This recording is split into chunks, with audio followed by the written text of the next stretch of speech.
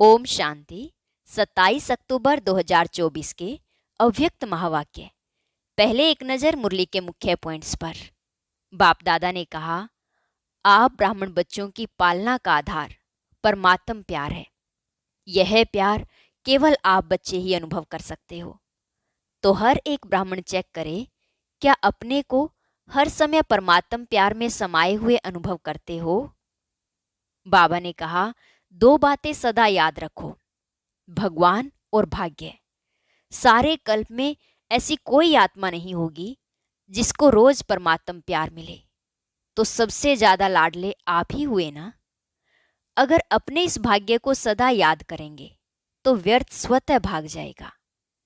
अब संगम युग के समय का महत्व समझकर हर सेकंड अपनी प्रारब्ध को श्रेष्ठ बनाते रहो। एक सेकंड भी व्यर्थ ना जाए, चाहे कोई कैसी भी आत्मा क्यों ना हो। लेकिन आप ब्राह्मण सबको प्यार दो। सर्व प्यासी आत्माओं की प्यास पूर्ण करने वाली आप आत्माएं ही हो। बाबा ने कहा, वर्तमान समय तुम्हें लव और ला का बैलेंस रखकर चलना होगा। सिर्फ ला प्रमाण चलने से कहीं कहीं आत्माएं कमजोर होने के कारण दिल शिकस्त हो जाती हैं। इसलिए भले किसी बात में ला उठाना पड़े, लेकिन ला के साथ लव भी हो। शिक्षा और सहयोग दोनों साथ साथ देने हैं। लास्ट में बाबा ने कहा, अपनी विशेषताओं को स्मृति में रखो और फिर उनको सेवा में लगाओ। यह विधि सहज ही उड़ती कला में ले जाएगी। विशेषताओं को परमात्म देन समझो तो कभी अभिमान नहीं आएगा। इन्हें प्रभु प्रसाद समझ बांटते जाओ। और अब सुनते हैं महावाक्यों को विस्तार से। मुरली का सार, आत्मिक प्यार की मूर्ति बन शिक्षा और सहयोग साथ साथ दो। विशेष मधुबन निवासी भाई बहनों से मुलाकात। आज प्यार के सागर बाप दादा अपने मास्टर ज्ञान सागर बच्चों से मिलन मना रहे हैं। ये परमात्म प्यार बच्चों की पालना का आधार है। जैसे परमात्म प्यार ब्राह्मण जीवन का आधार है, ऐसे ही ब्राह्मण संगठन का आधार आत्मिक प्यार है। जो आत्मिक प्यार आप बच्चे ही अनुभव कर सकते हो। आज के विश्व की आत्माएं इस सच्चे निस्वार्थ आत्मिक परमात्म प्यार की प्यासी हैं। ऐसा सच्चा प्यार सिवाय आप ब्राह्मण आत्माओं के किसी को प्राप्त नहीं हो सकता। प्यासी आत्माओं की प्यास पूर्ण करने वाले अपने को हर समय परमात्म प्यार व आत्मिक प्यार में समाये हुए अनुभव करते हो। प्यार के दाता व देवता सदा रहे हो। चलते फिरते आत्मिक प्यार की वृत्ति, दृष्टि, बोल, संबंध, संपर्क अर्थात कर्म अनुभव करते हो। कैसी भी आत्मा हो, लेकिन आप ब्राह्मणों की नेचुरल वृत्ति ब्राह्मण नेचर बन गई है, बनानी पड़ती है या बन गई है। Follow father, follow mother. अपने ब्राह्मण जन्म के आदि समय को याद करो। भिन्न भिन्न नेचर वाले बाप के बने। प्यार के सागर बाप ने एक ही प्यार के सागर की स्वरूप की अनादि नेचर से अपना बना लिया। अगर आप सबकी भिन्न भिन्न नेचर देखते तो अपना बना सकते? तो अपने से पूछो, मेरी नेचुरल नेचर क्या है? किसी की भी कमजोर नेचर? वास्तव में ब्राह्मण जीवन की नेचुरल नेचर मास्टर प्रेम का सागर है। जब दुनिया वाले भी कहते हैं कि प्यार पत्थर को भी पानी करता है, तो आत्मिक प्यार परमात्म प्यार लेके देने वाले भिन्न भिन्न नेचर को परिवर्तन नहीं कर सकते? कर सकते हैं या नहीं? पीछे वाले बोलो। जो समझते हैं कर सकते हैं वो एक हाथ उठाओ। बड़ा हाथ उठाओ, छोटा नहीं। सभी ने हाथ उठाया। अच्छा, मुबारक हो। फिर सरकमस्टांस आते हैं। सरकमस्टांस तो आने ही हैं। ये तो ब्राह्मण जीवन के रास्ते के साइड सीन्स हैं। और साइड सीन कभी एक जैसे नहीं होते हैं। कोई सुंदर भी होते हैं, कोई गंदगी की भी होती है। लेकिन पार करना राही का काम है ना, कि साइड सीन बदलने की बात है। तो बाप दादा क्या चाहते हैं? सब जानने में तो होशियार हो ना। आज मधुबन निवासियों को विशेष चांस मिला। गोल्डन चांस है ना। अच्छा, इस गोल्डन चांस का रिटर्न क्या है? बड़े उमंग उत्साह से चांस लिया है। वैसे नीचे बैठने वाले भी मधुबन निवासी हैं। मधुबन निवासी भाई बहनों के अलावा अन्य सभी पांडव भवन में मुरली सुन रहे हैं। लेकिन आज सिर्फ ग्रुप ग्रुप को मिलने का चांस है। इतना इकट्ठा तो दूर दूर हो जाते हैं, इसलिए थोड़े थोड़े भाग बनाए हैं। बाकी हैं सभी मधुबन निवासी। जब सेंटर पर रहने वालों की भी परमानेंट एड्रेस मधुबन ही है ना, तो ब्राह्मण अर्थात परमानेंट एड्रेस मधुबन, घर मधुबन है, बाकी सब सेवा स्थान है। तो नीचे वाले ऐसे नहीं समझे कि आज हमको मधुबन निवासियों से निकाल लिया है। नहीं, आप सब मधुबन निवासी हैं, सिर्फ आपको सामने बाप दादा देखना चाहते हैं तो छोटे ग्रुप में देख सकते हैं। अभी देखो, पीछे देखने वाले भी इतने स्पष्ट नहीं दिखाई देते, ये नज़दीक वाले स्पष्ट दिखाई देते हैं, लेकिन पीछे वाले दिल से दूर नहीं है, नीचे वाले भी दिल से दूर नहीं है। तो बाप दादा यही चाहते हैं कि वर्तमान समय प्रमाण लव और ला का बैलेंस रखना पड़ता है, लेकिन ला और लव का बैलेंस मिलकर के ला नहीं लगे, ला में भी लव महसूस हो। जैसे साकार स्वरूप में बाप को देखा, ला के साथ लव इतना दिया जो हरेक के मुख से यही निकलता कि बाबा का मेरे से प्यार है, मेरा बाबा है। ला जरूर उठाओ, लेकिन ला के साथ लव भी दो, सिर्फ ला नहीं। सिर्फ ला से कहाँ कहाँ आत्माएं कमजोर होने के कारण दिल शिकस्त हो जाती हैं।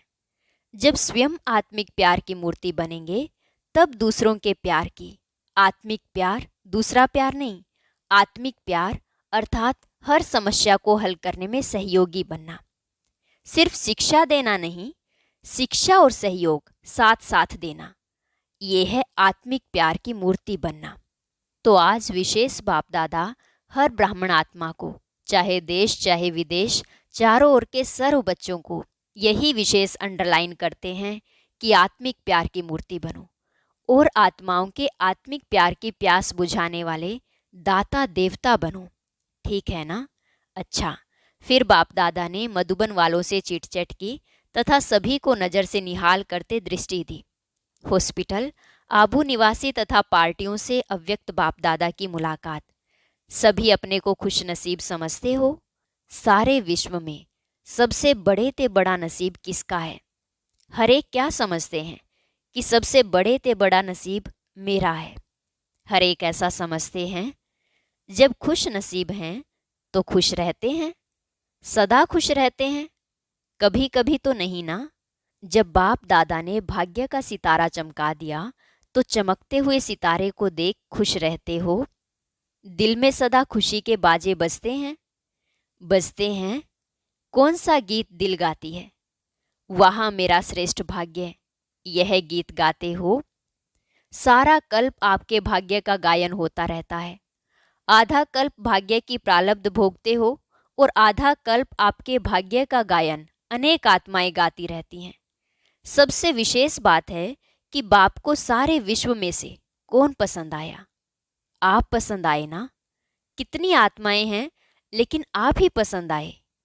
जिसको भगवान ने पसंद कर लिया, उससे ज्यादा क्या होगा? तो सदा बाप के साथ अपना भाग्य भी याद रखो। भगवान और भाग्य, सारे कल्प में ऐसी कोई आत्मा होगी जिसको रोज याद प्यार मिले, प्रभु प्यार मिले? रोज याद प्यार मिलता है ना।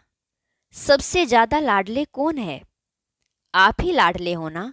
तो सदा अपने भाग्य को याद करने से व्यर्थ बातें भाग जाएंगी। भगाना नहीं पड़ेगा, सहज ही भाग जाएंगी। अभी वर्तमान समय के प्रमाण संगम युग के समय का महत्व समझकर हर सेकंड अपनी प्रारब्ध श्रेष्ठ बनाते रहो। एक सेकंड भी व्यर्थ नहीं जाए, क्योंकि एक एक सेकंड का बहुत बड़ा महत्व है।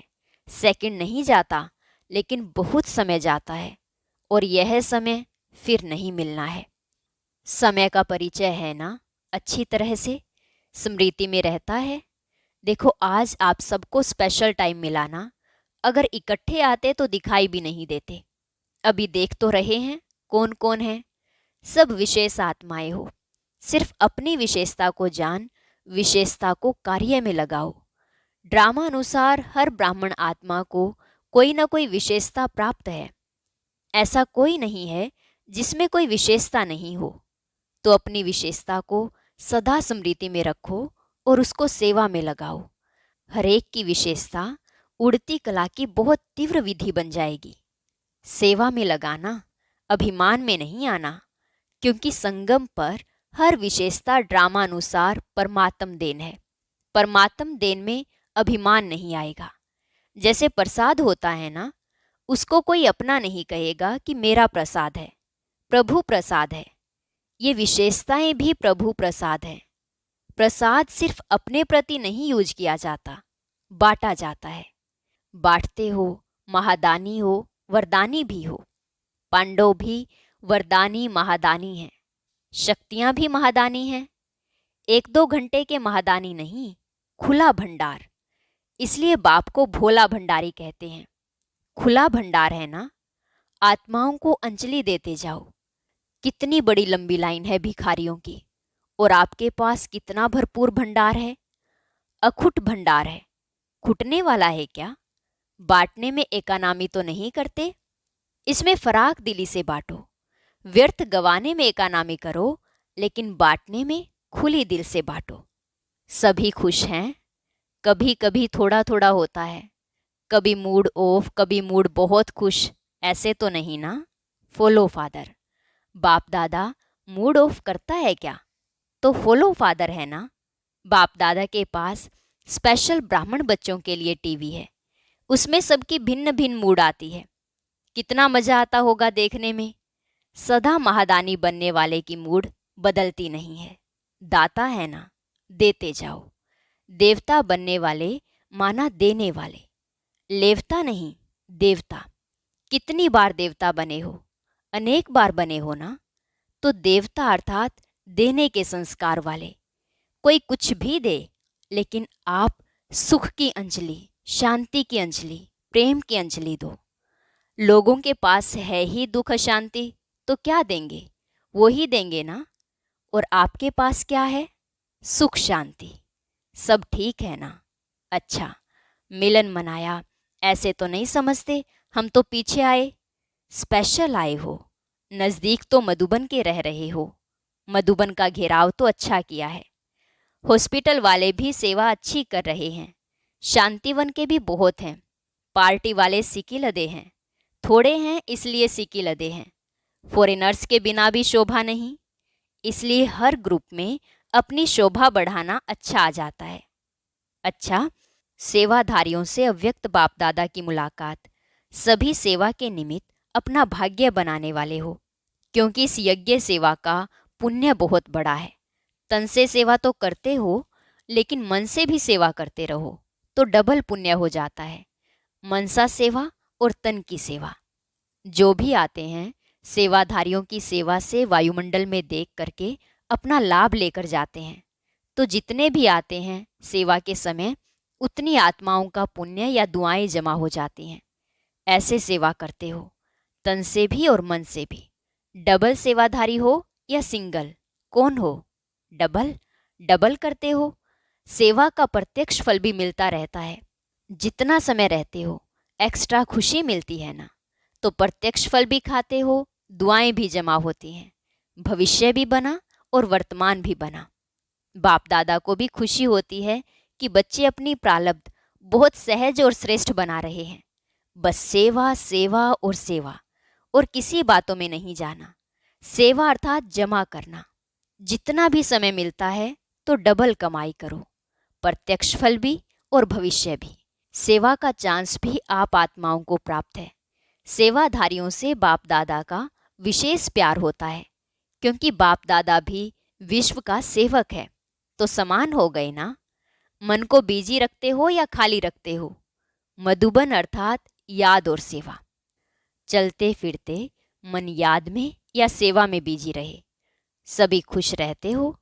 कभी कभी वाले तो नहीं हो, सदा खुश रहने वाले हो। आपकी खुशी को देख दूसरे भी खुश हो जाते हैं।